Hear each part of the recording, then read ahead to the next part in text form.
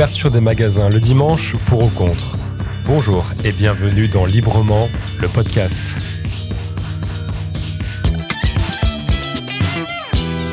Dans ce podcast, on parle du monde du travail en Belgique du point de vue des travailleurs et des syndicats. Aujourd'hui, je suis accompagné de Wilson Wellens, bonjour. Bonjour. Et Rachid Ziani, bonjour. Bonjour. Wilson, tu es responsable sectoriel national chez nous à la CGSLB. Est-ce que tu peux nous expliquer en quoi ça consiste ? Mais pour le secteur de commerce, je suis le point de contact pour nos délégués et pour nos secrétaires. Et bien sûr, dans mon rôle, je fais aussi encore des négociations au niveau de, par exemple, Carrefour, Lidl, Aldi. Alors, je suis aussi sur le terrain. Et Rachid, tu es délégué chez Carrefour. C'est quoi le rôle d'un délégué ? Bon, moi, je suis délégué et délégué itinérant aussi, donc j'ai 2 casquettes. Le rôle d'un délégué, c'est de bien vérifier donc le respect de la législation au sein de l'entreprise, de vérifier que tout est respecté, bien sûr, au niveau des droits de travail, des droits de travailleurs aussi. Et voilà, donc... Et le point de contact principal pour tous nos affiliés, il est le point principal. C'est ça, quand ils ont des questions, voilà, tu es la personne de contact aussi pour voilà, donc je suis l'intermédiaire entre tous les délégués et les secrétaires permanents et aussi le secrétaire national qui est Wilson Wellens. Voilà. Donc Wilson, donc on parle de l'ouverture des magasins le dimanche. On a vu ici récemment pas mal d'enseignes qui ont lancé des négociations pour ouvrir le dimanche, donc des enseignes qui n'ouvraient pas avant le dimanche. Voilà, comment ça se fait ? Pourquoi maintenant ? Qu'est-ce qui a changé en fait ? Mais je pense que c'est commencé 2 années passées avec l'histoire de Deleuze où le focus était mis sur les magasins franchisés. Et qu'est-ce qui était le but de cet exercice de franchisation ? Bien sûr, d'avoir plus de marge. Et là, l'histoire a commencé de voir est-ce que les dimanches pourraient donner plus du chiffre et plus du marge pour un retailer. Et cette guerre a commencé 2 années passées. Je pense que OK était le suivant. Ça fait partie de Colruyt. Et très proche après, c'était Carrefour qui a voulu mettre ça sur la table. Et tu parles de magasins franchisés. Qu'est-ce que ça signifie en fait ? Mais ils sont dans une autre comité paritaire. Ça veut dire qu'ils ont des autres règles à suivre pour une ouverture de dimanche. Et avec cet exercice de franchise, certaines, spécialement Deleuze, ont réussi d'utiliser des autres conditions pour avoir une ouverture de dimanche moins chère. Donc oui, les magasins franchisés fonctionnent sous d'autres règles en fait. Ils sont beaucoup plus libres en fait que des magasins qui appartiennent encore pleinement à l'enseigne. Et dans le passé, c'était jamais un grand souci qu'ils ont eu des autres règles parce que c'était des petits commerces familiales, régionales. Maintenant, avec cet exercice de Deleuze, c'est devenu quelque chose qui est partout, avec des magasins de plusieurs tailles. Et à ce moment, c'était devenu une concurrence avec les grandes marques comme Carrefour. Et c'était nécessaire de chercher des solutions pour se battre contre ça. D'accord. Et alors, au niveau donc de l'ouverture le dimanche, qu'est-ce qui a avancé du côté des patrons, des employeurs ? Est-ce qu'ils disent que c'est vraiment avantageux, qu'il faut, au niveau de la compétitivité, que c'est nécessaire vraiment d'ouvrir le dimanche ? Voilà, quels sont leurs arguments et qu'est-ce que nous, en tant que représentants des travailleurs, on avance de notre côté ? Mais ils ont eu des idées pour ouvrir le dimanche. Ils pensaient que ça peut donner du chiffre, mais je peux confirmer. Je viens de parler avec nos délégués de Carrefour ici et ils me confirment ça donne du chiffre en plus. Mais on doit être réaliste aussi. Ça donne du chiffre maintenant de plus pour Carrefour. Ça donne aussi du chiffre en plus pour OK. Il y a encore des autres marques qui ne sont pas ouvertes le dimanche. Imaginons dans un monde que chaque marque est ouverte le dimanche. Je ne suis pas convaincu que la consommation va monter avec le même niveau. Alors, est-ce que ça sera à la fin vraiment rentable ou bénéficiaire pour cette entreprise ? On a des doutes. D'accord. On a des doutes. Mais pour le moment, c'est dans l'avantage de Carrefour et c'est dans l'avantage de nos travailleurs et nos affiliés chez Carrefour. Et ça, c'est pour le moment le plus important. D'accord. Rachid, donc toi, tu as assisté aux négociations vraiment autour de cette ouverture le dimanche, parce que voilà, en Belgique, on n'impose pas ça comme ça aux travailleurs. On leur dit pas, toi, tu vas devoir maintenant travailler le dimanche et t'as rien à dire. Non, ça se négocie. Il y a des avantages, peut-être qu'on obtient des compensations pour travailler le dimanche. En fait, en effet, donc j'ai assisté à cette concertation et quand je dis le mot concertation, ça c'est vraiment très important pour nous au sein de notre entreprise. Grâce à cette concertation, donc nous, on s'est concerté aussi avec tous les affiliés, tous les travailleurs des Carrefour en faisant des assemblées, en transmettant des messages à chaque fois qu'il y a une négociation comme ça. Donc pour avoir l'avis des travailleurs avant de prendre des décisions, bien sûr. Et comment ils réagissent justement les travailleurs par rapport à ça? En fait, les travailleurs, c'était mitigé, mais plus qu'on rentrait dans les détails et on leur donnait les explications, que les choses apparaissaient vraiment claires. Donc là, on a eu des travailleurs qui étaient pour l'ouverture des dimanches parce qu'il n'y avait pas le choix. Donc on devait aussi suivre, vu le contexte économique actuel et vu toute la concurrence qu'il y a autour. Donc à ce moment-là, puisqu'on a avancé dans la négociation, on a donc réalisé que les travailleurs, ils étaient motivés pour travailler le dimanche, mais pas à n'importe quel prix.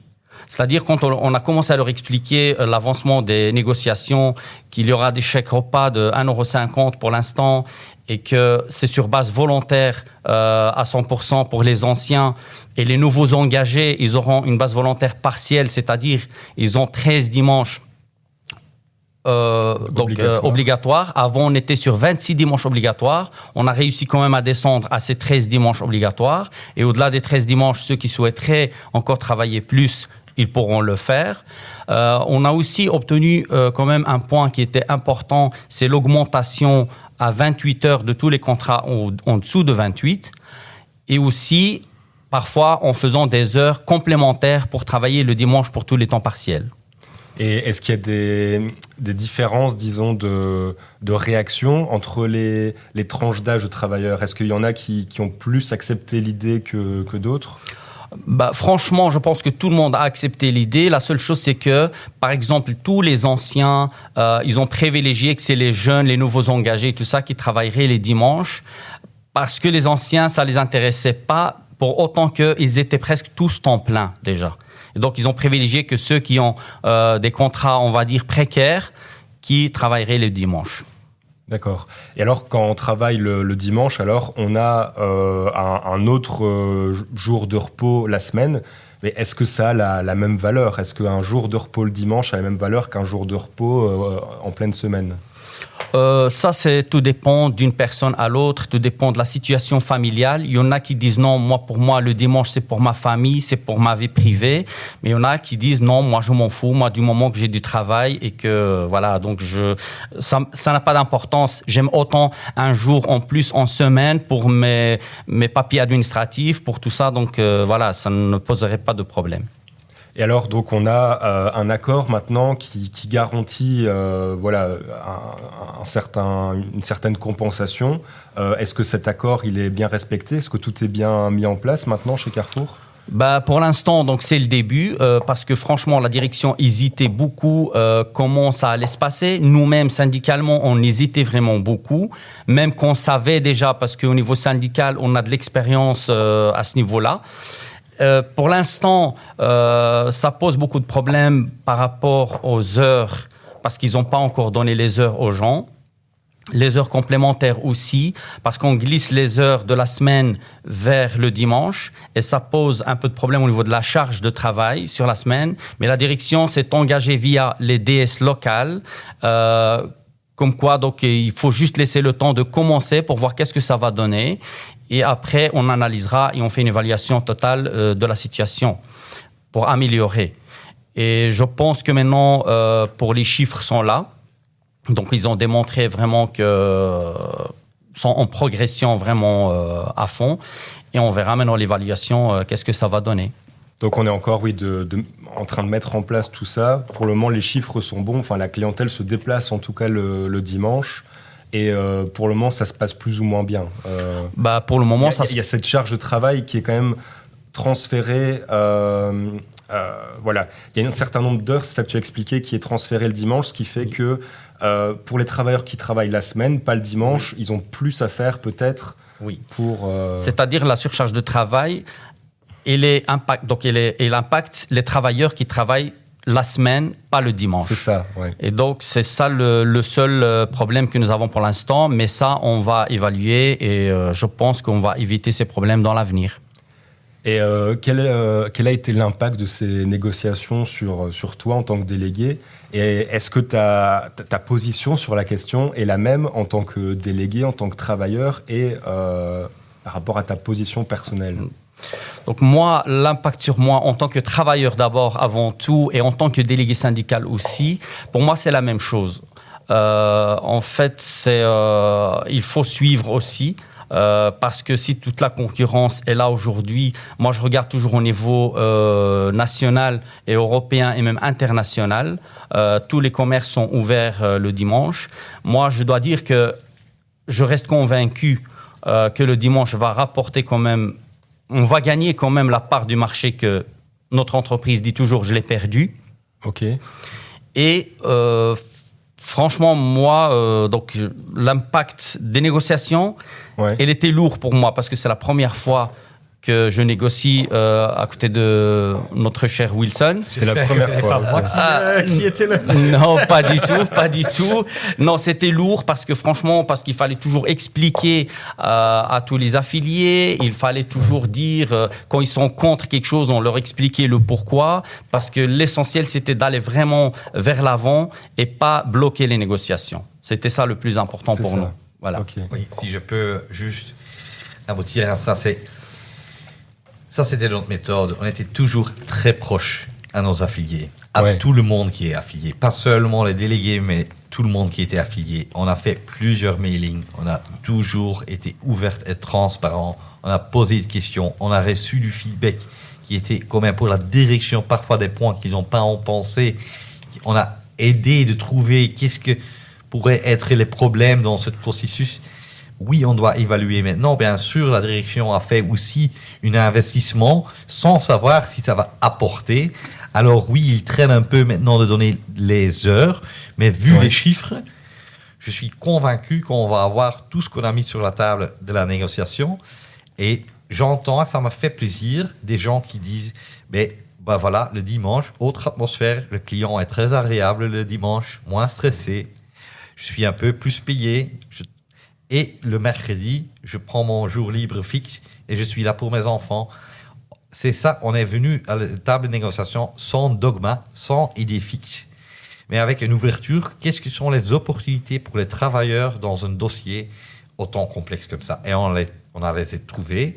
Et maintenant, entendre le feedback positif du côté du employeur sur son chiffre, mais aussi du côté de l'employé, que le travail est agréable, mais ça fait que c'est un succès. C'est ça, ouais. C'est d'avoir trouvé cet équilibre entre employeurs et travailleurs, que tout le monde y trouve son compte. Et si je peux juste ajouter une chose, c'est que les travailleurs, ils sont autant contents parce qu'il y a quand même une garantie de maintien de l'emploi jusqu'en 2028 et aussi un engagement de la part de la direction de la non-franchisation. Donc, chose que il n'a pas eu chez nos concurrenciers. Donc ça, c'est vraiment un point important, aussi très important, puisque les gens, ils disaient, s'il faut qu'on travaille les dimanches, on doit travailler les dimanches, il n'y a aucun souci. Mais du moment qu'on garde notre emploi. Donc c'était ça le point vraiment clé pour le personnel aussi. Et même, allez, on a négocié pas mal de choses aussi, une journée encore de libre, donc structurellement libre. Donc c'est un autre jour de congé en plus. Donc comme ça, pour qu'on respecte bien sûr le contrat 5 jours, pas plus. Bien sûr, il y a les cadres qui sont, on va dire, obligés d'ouvrir, mais c'est parce que leur contrat est comme ça aussi. Donc, il faut le dire, c'est des responsables. Et fermer le magasin, voilà. C'est normal. Donc, c'est des responsables, voilà. OK. Wilson, donc, quelque part, les générations précédentes se sont battues pour qu'on ait le repos dominical.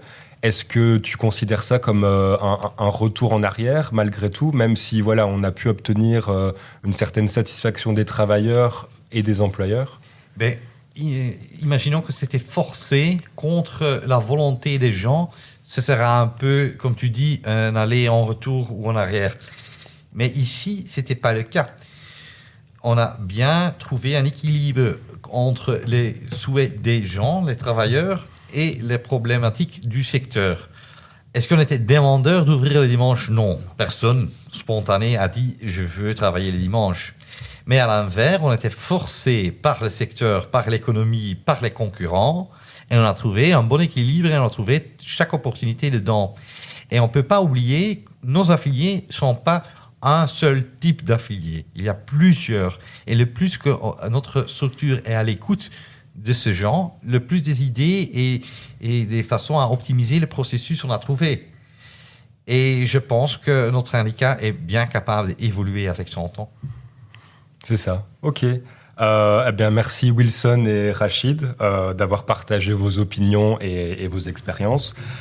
Merci aux auditeurs de nous avoir écoutés et n'hésitez pas à partager ce podcast sur les réseaux. Et quant à moi, je vous donne rendez-vous au prochain épisode. À bientôt.